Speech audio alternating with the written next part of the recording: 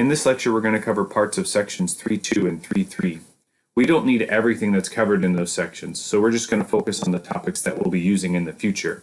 In particular, we're going to define what it means for events to be mutually exclusive, and we're going to talk about the addition rule that goes along with mutually exclusive events. Let's start with that definition. We say that two events are mutually exclusive if they cannot occur at the same time in a given probability experiment. So in other words, in the sample space for that experiment, there is no outcome that is favorable to both of the events that you're considering. The nerdiest way to say it is that two events are mutually exclusive if the occurrence of one precludes the occurrence of the other. That is, knowing that one of them happens guarantees that the other one didn't happen. But the most straightforward way to think about it is just say they can't happen simultaneously. Let's look at a couple of examples of pairs of events and discuss whether or not those events are mutually exclusive. And then we'll talk about why we care if events are mutually exclusive. So here's an example.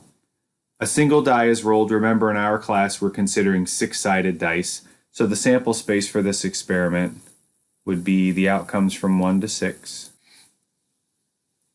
And I've listed two events here. Event A is the event that the number that's rolled is less than 3. And event B is the event that the number rolled is greater than 4. What I want to know is, are these events mutually exclusive or not? If they are not mutually exclusive, then there's some outcome in the sample space where both events happen. If there's no way that those two events can happen at the same time, then they are mutually exclusive. They exclude one another. You might be able to look at these two events and immediately recognize whether or not they could happen at the same time. The question to ask is there any way that a number could simultaneously be less than 3 and greater than 4? If you can see that, then you can answer this question. If you're not sure, we can just go through the sample space and see which outcomes are favorable to each of our two events and see if there's any overlap. Which outcomes are favorable to event A? If the number is less than 3, well then we're talking about the outcomes 1 and 2. Those are the only numbers in that sample space that are less than 3. Which outcomes are favorable to event B? Well, event B would be the set of numbers greater than 4 from that sample space, which is 5 and 6. And when you make this list, you can see there's no overlap. There is no outcome in the sample space that describes both. Or again, just thinking about it in words, there's no way a number could simultaneously be less than 3 and greater than 4. If you rolled a number less than 3, then you know you didn't roll a number greater than 4. The occurrence of the first event precludes the occurrence of the second event. However you want to say it, because these two events cannot occur at the same time, they are mutually exclusive. We say that A and B are mutually exclusive events. Let's do a second example, and this time we'll do one where we don't have the sample space in front of us. My second example here says a fast food restaurant in Champaign is selected at random. Now, I did not take the time to make a list of every single fast food joint in Champaign. I don't even know that I could do that. Maybe with a little bit of Googling, I could figure them all out. We're not going to do that here, though, because we're going to be able to answer the question without literally listing the entire sample space. Event A is that the restaurant serves hamburgers. So the elements of set A would be every fast food restaurant in Champaign that serves hamburgers.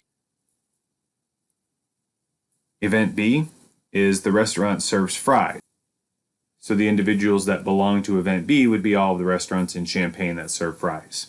And what I want to know about these events is, are they mutually exclusive? That is there any way both events could be satisfied by a single object from the sample space? And yeah, you can probably think of a restaurant in Champaign that serves both hamburgers and fries. The first one that comes to my mind is McDonald's, because I'm pretty sure my kids would eat there every day. You could think of some other restaurant. You just need one example. There is a way that these can happen at the same time, and so these events are not mutually exclusive. We say that they are not mutually exclusive because they can happen at the same time. Now that we've defined what it means for events to be mutually exclusive, we can get into this addition rule. But before we can do that, we have to talk a little bit about connectives. The two connectives I want to talk about are and or. So when we talk about the probability of A and B, we're talking about the probability that both A and B occur at the same time, simultaneously in a given probability experiment. The and here means that both of those things happened. We don't need a special addition rule for the probability of A and B for mutually exclusive events. If two events are mutually exclusive, then the probability that they both happen must be 0 because they can't happen at the same time. That's what it means to be mutually exclusive. So we don't need a special rule for the probability of A and B when two events are mutually exclusive. That's given from the definition. What we do need a rule for is the probability of A or B.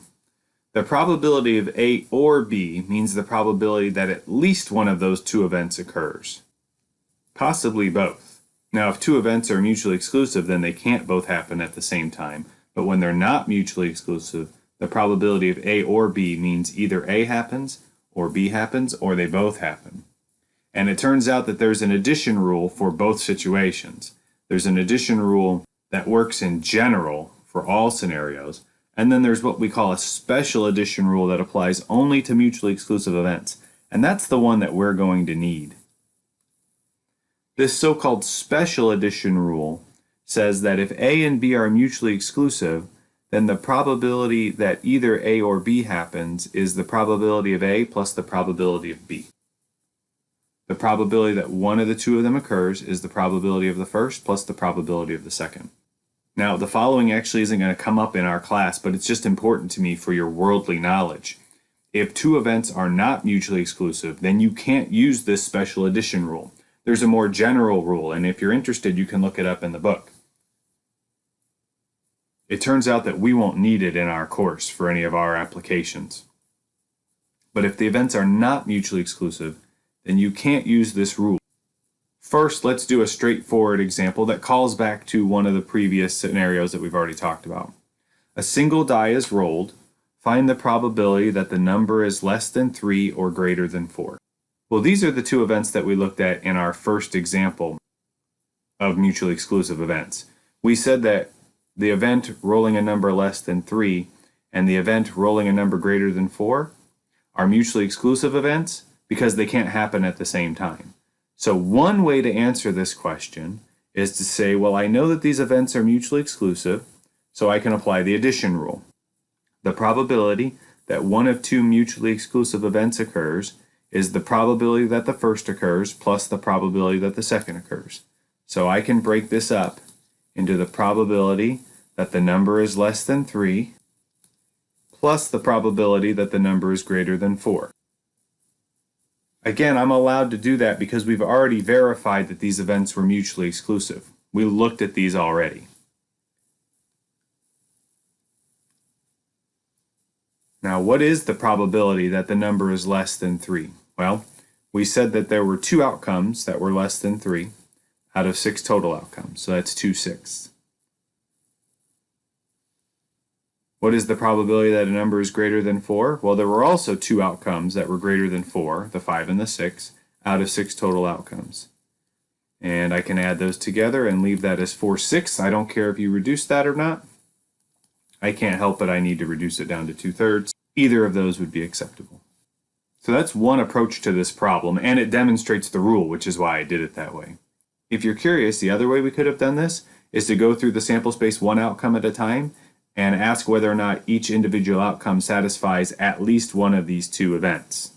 So if we did it that way, I'd list the sample space, and now we can just go through the sample space and ask, does this outcome satisfy at least one of those 2 events? So 1 satisfies the first event because it's less than 3.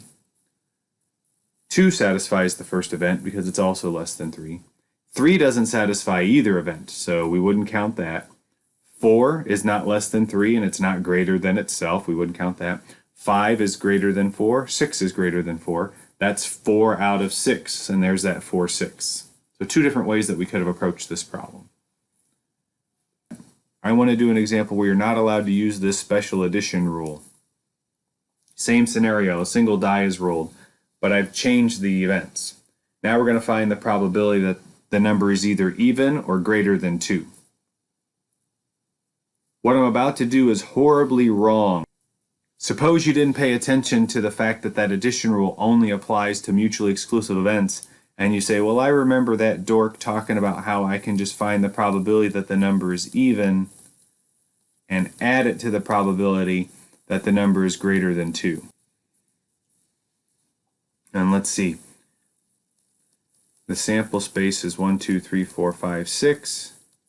So half of those are even, that's 3 out of 6. And 4 of them are greater than 2, that's 4 out of 6.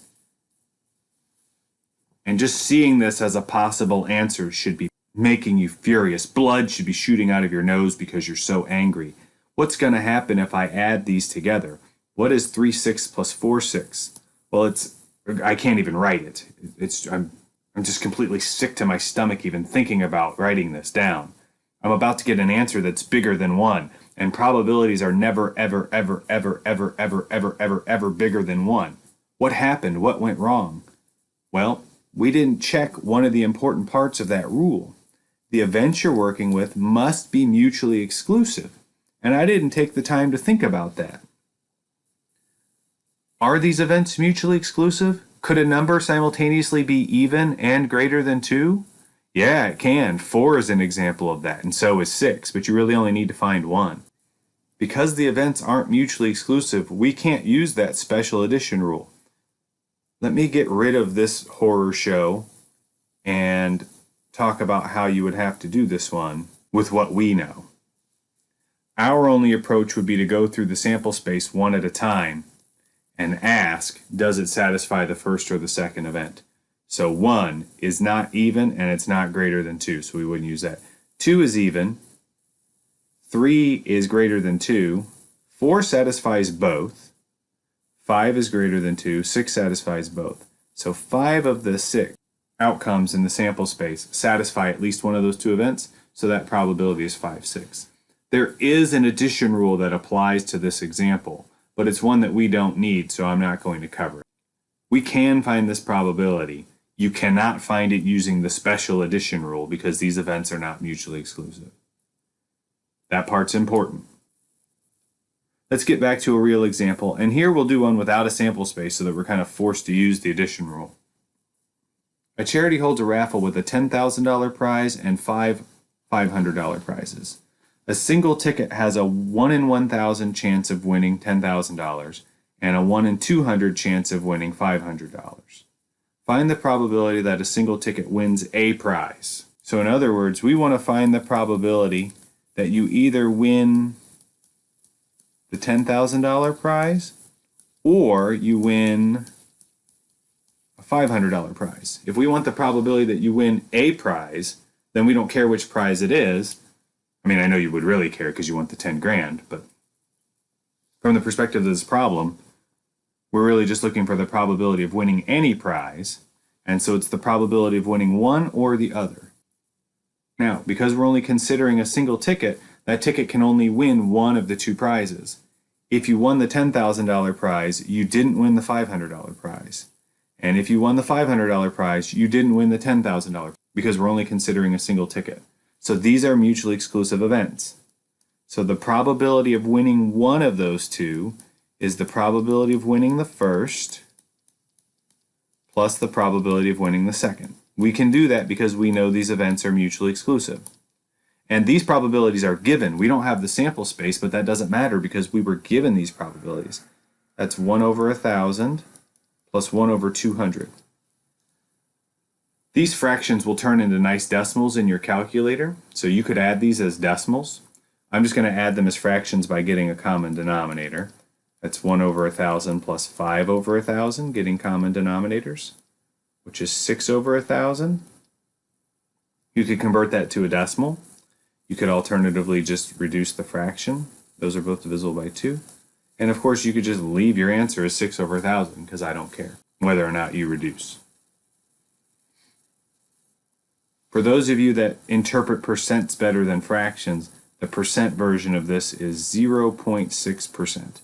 So you've got less than a 1% chance of winning any prize.